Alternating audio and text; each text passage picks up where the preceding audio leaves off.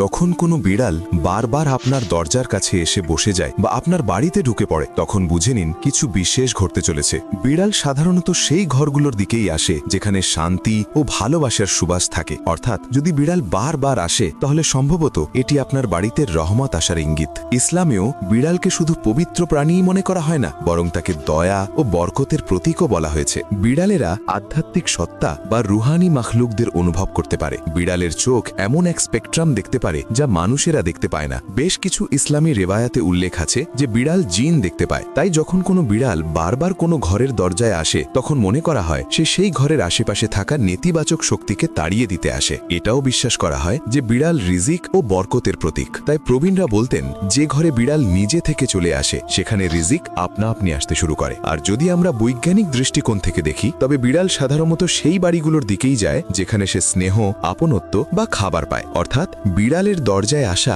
সবসময়